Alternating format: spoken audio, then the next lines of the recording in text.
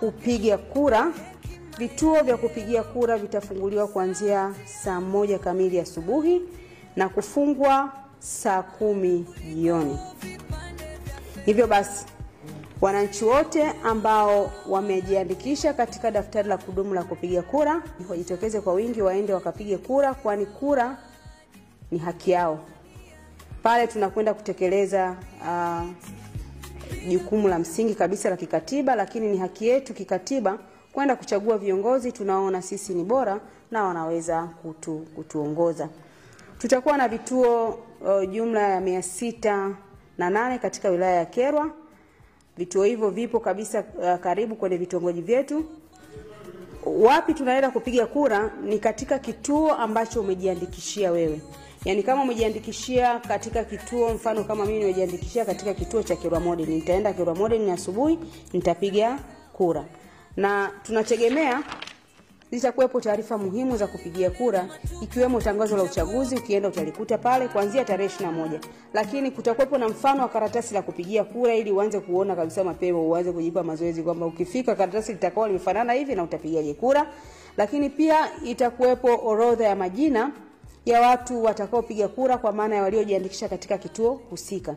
Kwa mantikio, ukienda kuanzia tarehe 21 utakutana na taarifa hizo muhimu ambazo zitakusaidia sasa wewe katika siku ile ya kupiga kura, ili ukifika pale ufanye haraka upige kura yako na uweze kuondoka. Ni muhimu sana kwamba unapofika katika kituo cha kupiga kura, hakikisha umekwenda na kile kitambulisho chako cha kupiga kura. Kama utakuwa umepoteza kitambulisho chako bahati mbaya, basi utafika katika kituo hicho cha kupiga kura ukiwa na kitambulisho kingine mbadala.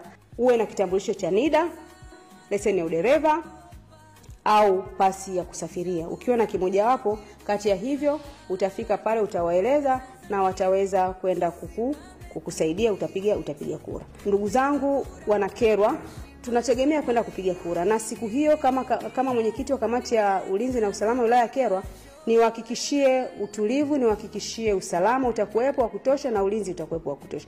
Kwa hiyo tusiwe na hofu yoyote kutoka majumbani kwetu kwenda kupiga kura. Usalama upo wa kutosha. Vyombo vya ulinzi vimejipanga vizuri kuhakikisha wananchi wake wa wilaya ya Kyerwa wanakwenda kupiga kura wakiwa salama na watarudi nyumbani wakiwa salama. Hatutamvumilia mtu yeyote atakayeharibu uchaguzi huu, kwani huu uchaguzi ni zoezi ambalo ni la kikatiba, ni la kisheria na ni haki ya kila mwananchi kwenda kupiga kura. Lakini pia niseme tu, kuna wazee, wajawazito, watu wenye ulemavu au watu wenye changamoto mbalimbali ambao wanaona kwamba atapata shida kwenda kusimama kwenye mstari wa kusubiria kwenda kupiga kura. Niwahakikishie tu kwamba tufike katika vituo vya kupiga kura, utaratibu umewekwa vizuri kabisa. Hawezi kusimama pale muda mrefu.